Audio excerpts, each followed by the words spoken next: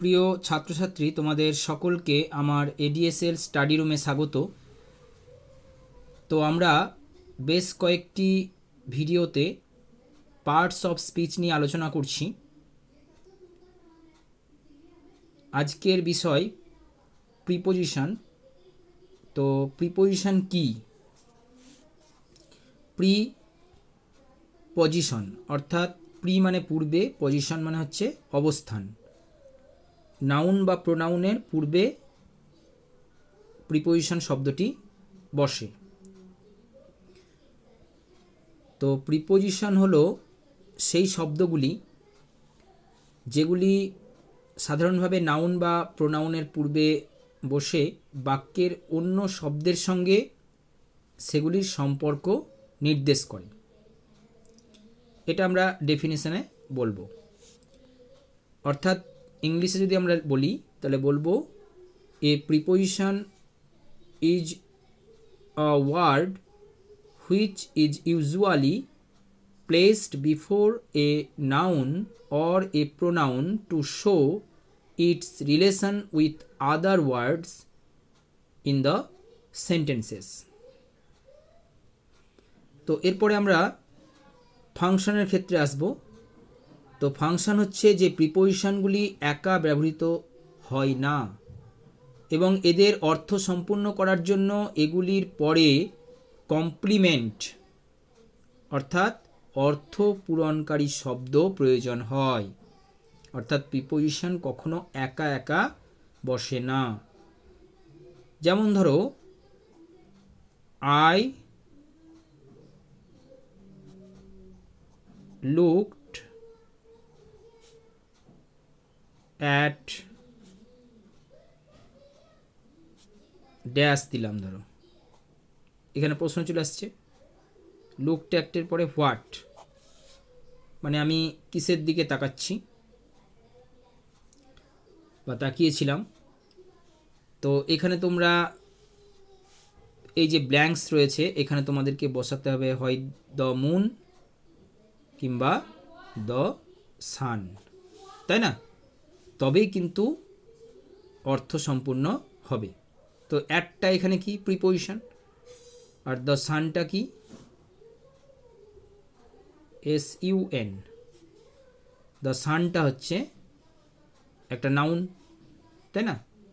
অবশ্য এই নাউনটার আগে ডিটারমিনার ডেফিনেট আর্টিকেল রয়েছে যেটা দি।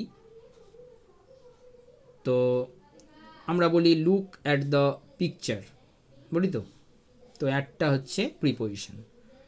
তো বুঝতে পারলে যে প্রিপোজিশন শব্দ কখনো একা বসে না, এরপরে অবশ্যই একটা কমপ্লিমেন্ট বসবে।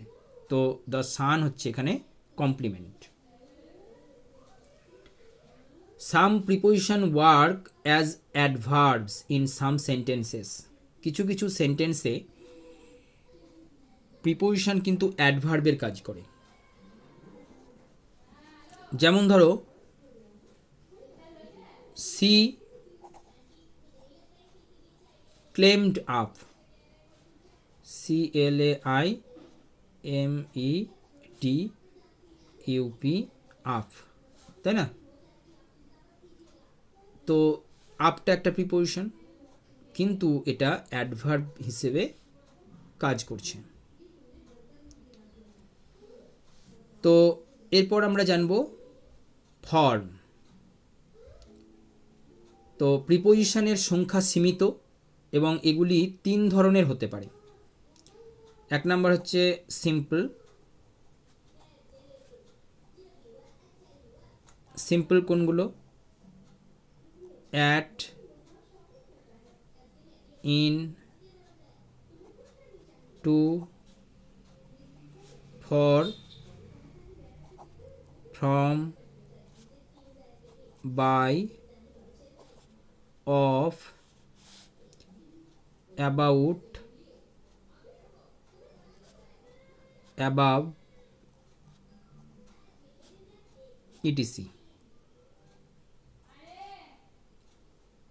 এইগুলো হচ্ছে সিম্পল প্রিপোজিশন, যেগুলি নাউন বা প্রোনাউনের পূর্বে বসে অর্থ সম্পূর্ণ করে। তো সিম্পল হিসাবে দেখলাম, এবার কম্পাউন্ড হিসাবে দেখব।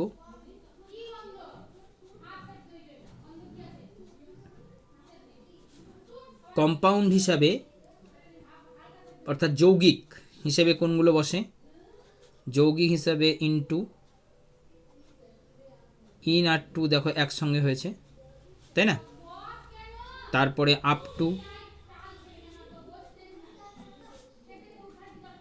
ইটিসি, এগুলো হচ্ছে যৌগিক বা কম্পাউন্ড প্রিপোজিশন। এবার কমপ্লেক্স, কমপ্লেক্স মানে জটিল, complex or phrase preposition.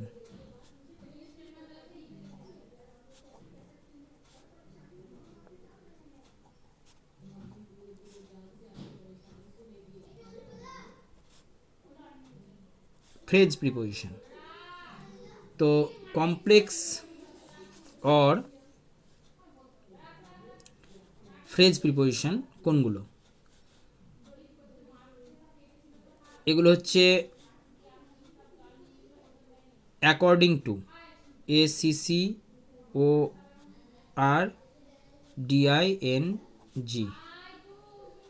According to একটা, অ্যাজ ওয়েল অ্যাজ, এইগুলো হচ্ছে তোমার ফ্রেজ হিসাবে ব্যবহার হয়, প্লাস তোমার কমপ্লেক্স হিসেবে ব্যবহার হচ্ছে। এই ধরনের প্রিপোজিশনগুলো অ্যাকর্ডিং টু মানে অনুযায়ী, অ্যাজ ওয়েল অ্যাজ, ঠিক আছে?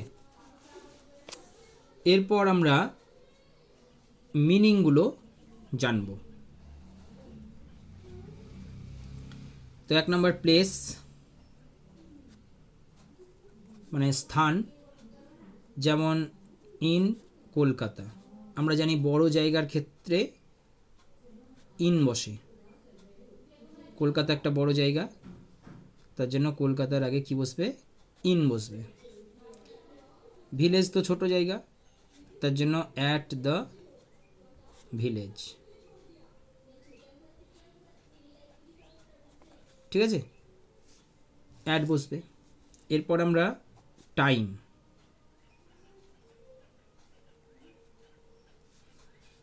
টাইম মানে অ্যাট বসবে টাইমের ক্ষেত্রে, অ্যাট নাইট, NIGHT, নাইটের ক্ষেত্রে কিন্তু অ্যাট আগে বসবে, কিন্তু সকালে যখন হবে তখন কিন্তু বসবে ইন দ্য মর্নিং।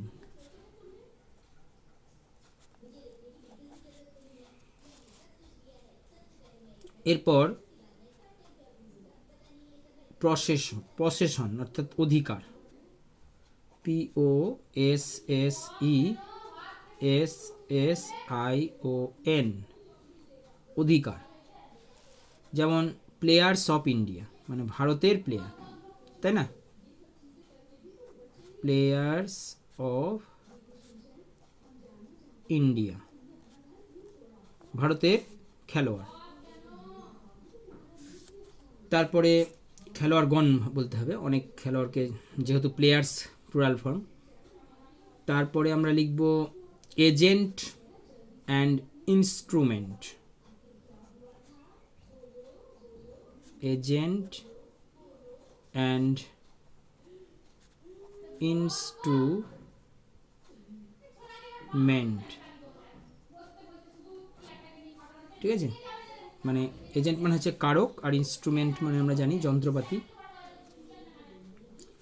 তো আমরা বাই অ্যান করি, বাই অ্যান অ্যাসিস্ট্যান্ট, যেহেতু অ্যাসিস্ট্যান্টের এটা কি ভাওয়েল, তো অ্যান বসবে।